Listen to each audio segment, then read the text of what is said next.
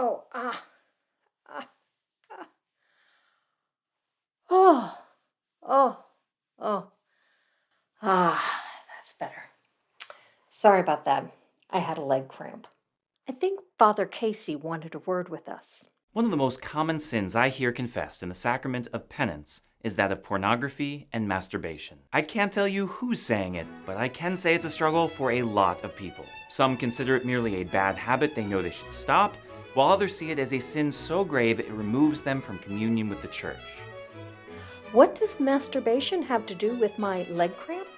Let's have a chat.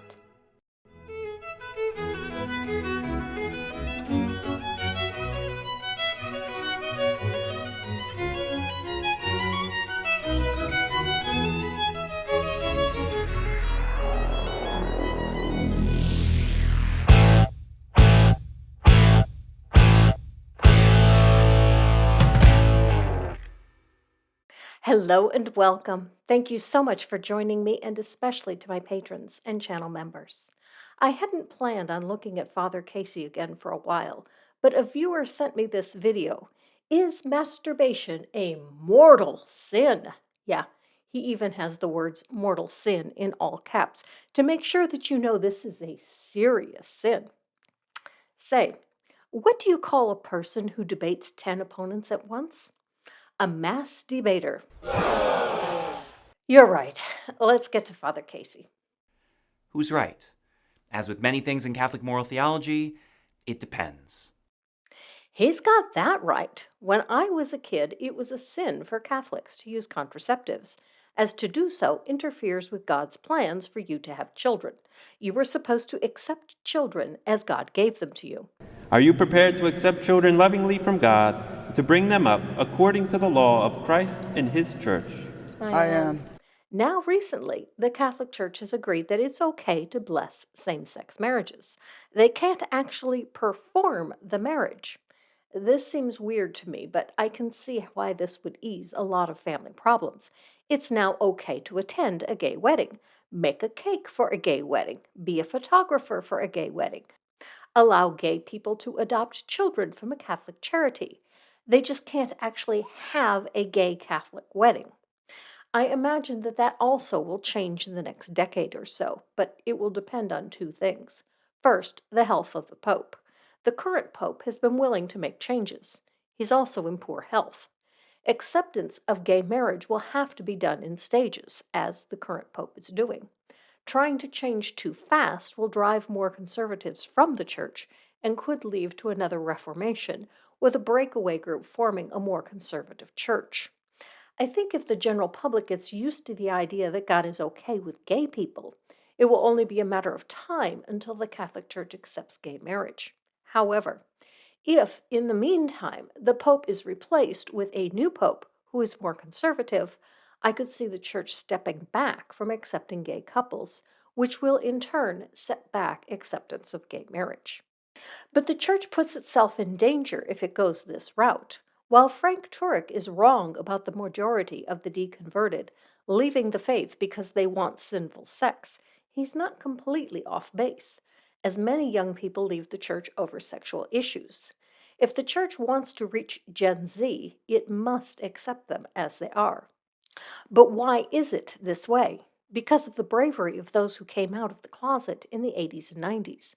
Gen Z has grown up knowing gay people and not seeing any problem with it, unlike me. In my late teens, my mom told me that one of her cousins was gay, but they never talk about it. I didn't even know this cousin of hers. I never met a gay person that I knew of until I went to law school. The law librarian was gay. The only reason I even knew that was because he had a guest speaker talk about the library, and his guest was the stereotypical gay person. Then I looked from the speaker to our librarian, and it was clear that there was a relationship there. But other than confirming my suspicion with a friend, we said nothing of it. It was the late 80s, the age of don't ask, don't tell. Also, we were at Baylor, a Baptist university. If the librarian were openly gay, he likely would have been fired. So when did I first even meet an openly gay person? I don't even know. In about 2014, a friend in church was defending gay people because she said she had a gay child. This is where it usually came up. Support for gay people inside the churches that I went to usually only came from people who were close to a gay person. No openly gay person would attend a church that I went to, as they would have been told how sinful they were. This I saw firsthand as we were brainstorming how to get more people into the church. One woman suggested that we invite the gay community and then have them sit down with an elder who could read them Romans 1:26 to 27. Even as a believer, I found this appalling. The worst part was the way she smiled and nodded her head as she suggested it, as if she had come up with some kind of clever ploy that was going to instantly cause gay people to stop being gay. Had it not been for the group instructions that we not criticize anyone else's ideas, as we were just throwing out ideas, I would have let her have it. Instead, I bit my tongue. It may have been a turning point for me. I'm not sure. I could see how hateful such an idea was. How could anyone think that luring people into the church to condemn them would result in more people wanting to come to the church? All that to say that because these were the kind of people that I associated with, no gay person would come near me, which is why I never met an openly gay person until I'm not even sure when, probably after I deconverted just 4.5 years ago. Gen Z has a completely different life experience. They have always known gay people. And while there is no greater percentage of gay people now than there were in the 1980s, young people today grow up knowing them. That is why they leave the church when they find out that the church condemns their brother or sister, best friend, cousin, uncle, mom, or whoever it is in their life that is gay for being who they are. And that's why the church is faced with either accepting gay people for who they are or risking losing the next generation. There are still churches that condemn people for being gay, and we all know the hate preachers, and we pity the children that grow up in these hate churches. Some of them turn out just as hateful as their parents. Steve Anderson's son Isaac has gone a step further and gone full on racist. That young man is so full of hatred that he openly advocates for genocide. I'm off topic at this point and won't go further down this rabbit hole. But if you want more information, a link to Hemet Mehta's article on the subject is in the description. Let's get back to Father Casey. Over the past few decades, the barriers limiting access to pornography and the stigma attached to masturbation have all but disappeared. Now it takes nothing more than internet access and anyone can watch pornographic material. He's right. Parents need to be vigilant about what their kids see online. Not just sexual material, but violent material, emotionally disturbing images, and so on. I don't envy parents that duty. I didn't have to worry about it with my first two, and I dropped the ball with my youngest, as I hadn't realized just how easy it is for kids to find what can be emotionally scarring. For my youngest, it was Five Nights at Freddy's, a game that is rated 12 plus. It's not just sexual material. There is plenty out there that is inappropriate for children. It has nothing to do with religion, gods, or what gods like or dislike. It's about what is appropriate for children and what your child in particular is ready for. For many people, these practices are normal, healthy, and entirely unproblematic, even for children. No. Here, Father Casey is way off base. No one is advocating for sexual material for children, or rather, no one that should be taken seriously. We do have that Muslim man who advocates for child marriage. I'm not even going to say his name, as it seems that this is his primary goal, publicity. So I will deny him the publicity by not saying his name, while still condemning anyone that advocates for child marriage. No. Despite this cultural shift, the Catholic Church has remained steadfast in its long-held stance condemning the practice as selfish and disordered. Both the magisterium of the Church, in the course of a constant tradition, and the moral sense of the faithful have declared without hesitation that masturbation is an intrinsically and seriously disordered act. Why? This is the heart of where I wanted to go. What possible reason is there for condemning masturbation? Because it feels good? So did massaging my leg cramp at the start of this video. If touching yourself in a manner that feels good is sin, then massage should be sin. Scratching an itch should be sinful. Even getting a speck of dirt out of your eye should be a sin. Anyone remember the Noxema commercial about guilty pleasure? Men, nothing takes it off like Noxema medicated shave. It's also part of the reason that John Piper's ministry is called Desiring God. He calls himself a Christian hedonist. He differentiates himself from the Puritans in that he claims that pursuit of pleasure is a good thing. He just limits himself in pursuing pleasure in God. Father Casey here would allow you to feel good, provided that it isn't a sexual feeling. So I ask, why is that any different? How is it okay to feel good from eating a good meal, but it's not okay to feel good from sex? It's okay to feel good from a back massage, but move your hands just a few inches lower and suddenly it's a sin. Okay, not all sex is sin. It's okay to feel good from sex provided you get it from the correct person. But what kind of God sits in heaven watching for you to feel good about something and then condemn you if you feel good about the wrong thing? Or condemns you for having the wrong partner or no partner at all? How does that make any sense? If God is so concerned about your sex habit, maybe he should have made you only to have the habits that he wants you to have. Can't be done? Yes, it can. I am incapable of masturbating to orgasm. I've tried. It just doesn't work for me. If there was a God that felt masturbation was a mortal sin, and this God allegedly made all of us, he need only make everyone like me, and no one masturbates, and no one endangers their immortal soul from this mortal sin. Problem solved. Once again, I find the lack of problem solving skills of this allegedly omniscient God astounding. Either your God doesn't care about your immortal soul, your God doesn't care if you masturbate, the stuff in the Bible about not masturbating is a joke, or your God isn't real. Let's back that one up a bit. What does the Bible say about masturbation? Here are all the Bible verses about masturbation. They don't exist. Father Casey, the Catholic Church, and any other church that condemns masturbation has just made this stuff up, probably as a way to make money. The Catholic Church used to sell indulgences. You pay a fee up front and you are permitted to sin without condemnation. Pretty easy way to make money if you get people to pay you for the privilege of doing it without you frowning at them. To my viewers, feel free to masturbate as you watch this video. I will not frown at you. Two important categories are used here. First, it is an act that is disordered, meaning that seeks an end which is incompatible with its purpose. All objects have an end or purpose for which it was created. Use a hammer to drive in nails. To use it as a weapon or paperweight would be disordered. In law, we would call this misuse of the product, but there are some misuses of products that are so common as to be acceptable and expected misuses, such as standing on a chair to reach something. But how is pornography or masturbation a misuse or disordered use of the human body? For this to be true, you need to show that the human body does in fact have an intended purpose. What is your basis for such a claim? And what is this intended purpose?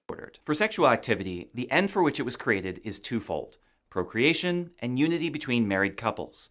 To act in a sexual manner outside of these ends, say for pleasure alone by oneself, would be a disordered act.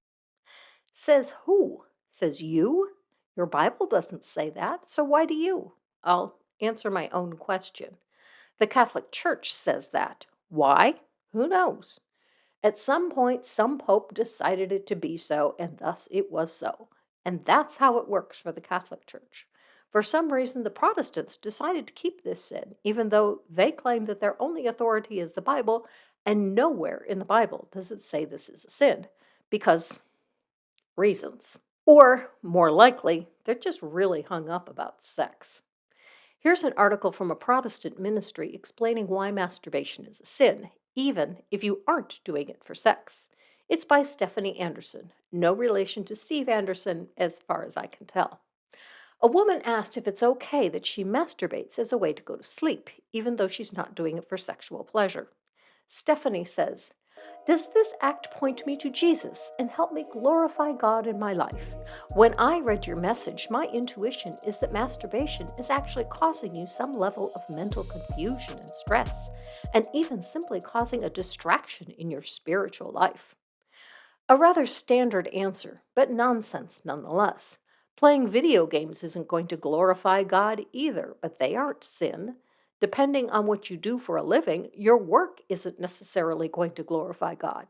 But working at your job isn't sin, unless, of course, you're a sex worker, in which case they would say that your work is sin. This is a lazy response intended to be a catch all for anything that could be a sin. The problem is that it catches a lot of things that aren't sins as well, like breathing. Does your breathing glorify God? No, better stop. Of course, you could also argue that your life glorifies God, and thus so does your breathing. But this can be used to justify anything that you just declared sin. My happiness allows me to glorify God. Masturbating makes me happy, therefore I masturbate to the glory of God. Okay, I don't, but you can do it for me. Stephanie says most Christian articles with a strong emphasis on biblical and holy sexuality will call out masturbation as being a sin, such as this article from Randy. The Randy she refers to is Randy Alcorn, a popular Christian author who mostly writes novels speculating about what heaven is like. Here's Randy's article. The problem with masturbation isn't that the body is wrong or the sex drive is wrong. God created both. But that masturbation involves lust, which Jesus specifically condemned as a sexual sin. Except the woman asking the question of Stephanie specifically said that lust was not her motivation.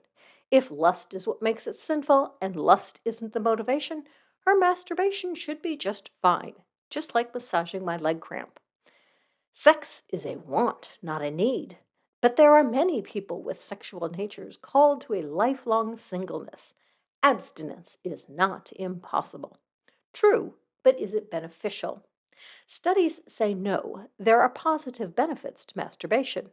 If there really is a God out there that designed the human body, then declared that doing something that is medically beneficial to it is sin, either that God is a poor designer, or that God is just toying with you. Either way, that God is not worth following.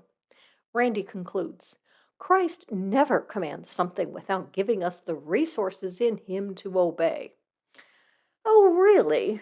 Then why are you continually asking for money to support your ministry? If God wants you to continue this ministry, why is He not giving you the resources to obey? Why do you have to ask your followers to do it for Him? Let's get back to Father Casey. But simply being disordered in itself does not necessitate that something is gravely ill or even always wrong. Occasionally eating to excess is disordered, but it is far from grave. Then why is gluttony one of the 7 deadly sins? In fact, gluttony is specifically listed as a mortal sin, but masturbation is not. Lust is. But as we saw from the letter a bit ago, masturbation is not necessarily about lust.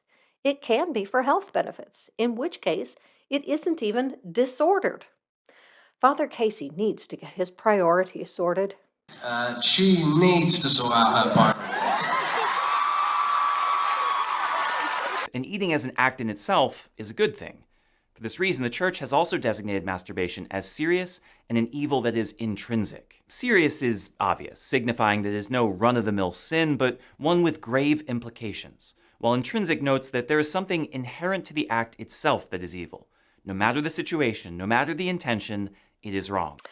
Right. Touching oneself is inherently evil, such as massaging a leg cramp. So evil there. So evil. These terms are often used together, but it's important to distinguish between them. Killing is a serious evil, but not an intrinsic evil, as self-defense is justifiable. And masturbating for non-lustful reasons is not? Why not? Lying, on the other hand, is intrinsically evil, always wrong, but not necessarily serious. And Casey is just wrong here. Lying can be beneficial to the person you are lying to. The classic example is lying to a Nazi about the Jewish people you have hidden in your house. My cousins were of a tender age when they saw Butch Cassidy and the Sundance Kid. At the end of the movie, when Butch and Sundance go out in a blaze of glory, Sorry if this is a spoiler for you, but come on, you've had over 50 years to watch the movie. They asked their mom if Butch and Sundance were okay. Their mom told them yes, they got away. Did she lie? Yes. Was she wrong? No. She knew her kids weren't ready for the truth. They could learn the truth later when they were old enough to handle it. Lying is not always wrong. Casey, Ray Comfort, and other apologists think this way because not lying is one of the 10 Commandments. But it really isn't. Bearing false witness is, which is not exactly the same. Bearing false witness is lying about a person, not to a person. One can lie for the benefit of a person being lied to, and that is not bearing false witness. Can you people get your own theology right? You shouldn't need an unbeliever to explain it to you. Masturbation is intrinsically and seriously disordered, meaning that it deals with a grave misuse of an action and that it is always wrong. Father Casey, do you wipe after using the toilet? Clearly, touching your genitals is not a sin.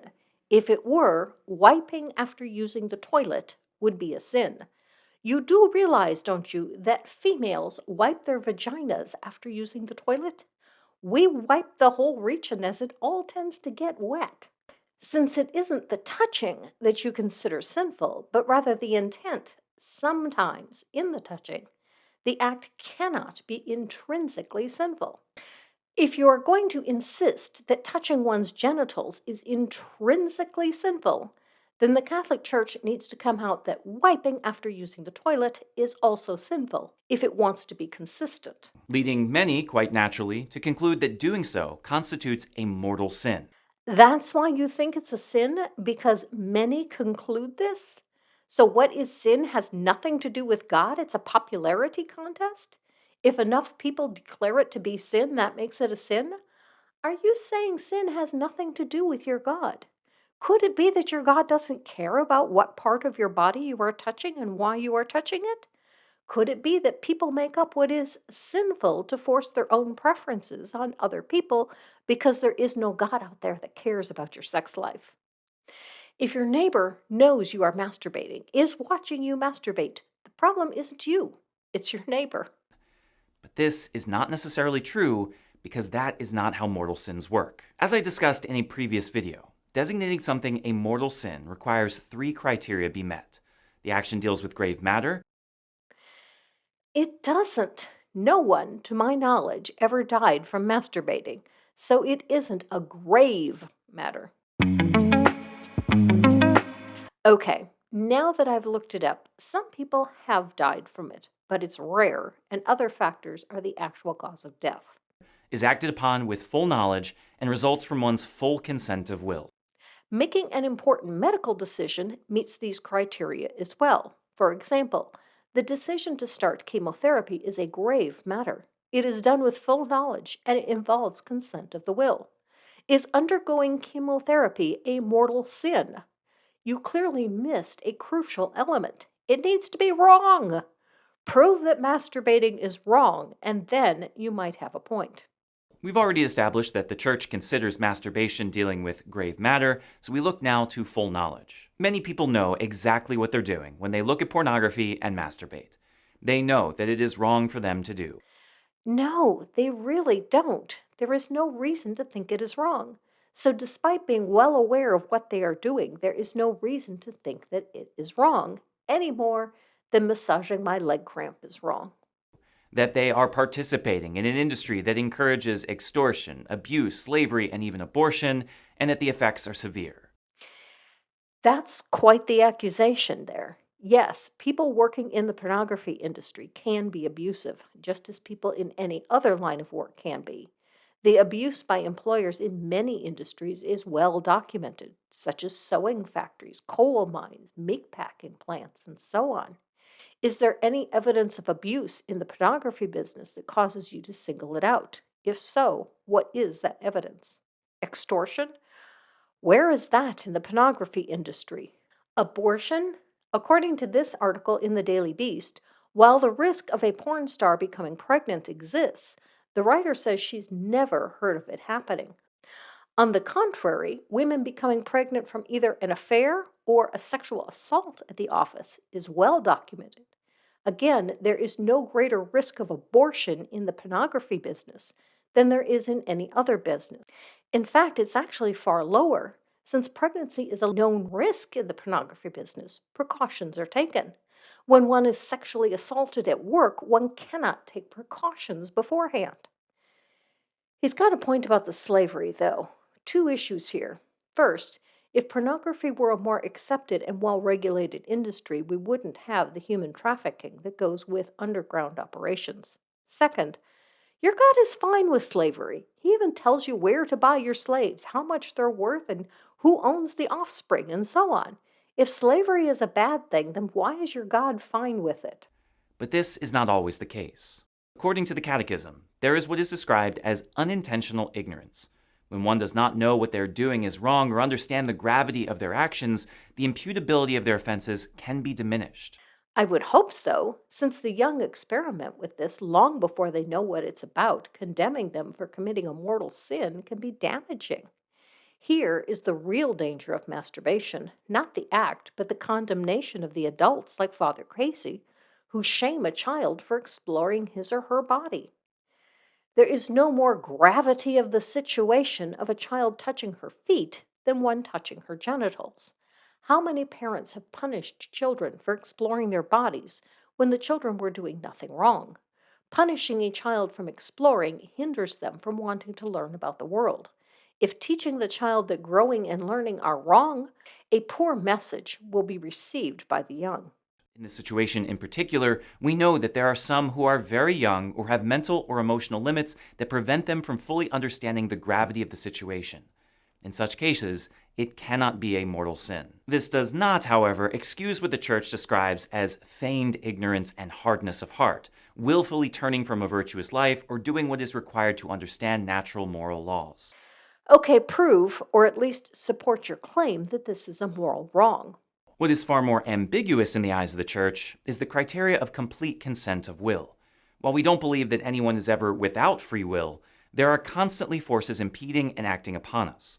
Paragraph 1735 of the Catechism teaches, imputability and responsibility for an action can be diminished or even nullified by ignorance, inadvertence, duress, fear, habit, inordinate attachments, and other psychological or social factors. Is this something that happened while you were sleeping or just after waking, a time when you were not fully conscious of what you were doing?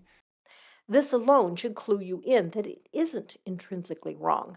Not only is it only wrong under certain circumstances, but the God that allegedly made you in such a way that you will do this involuntarily.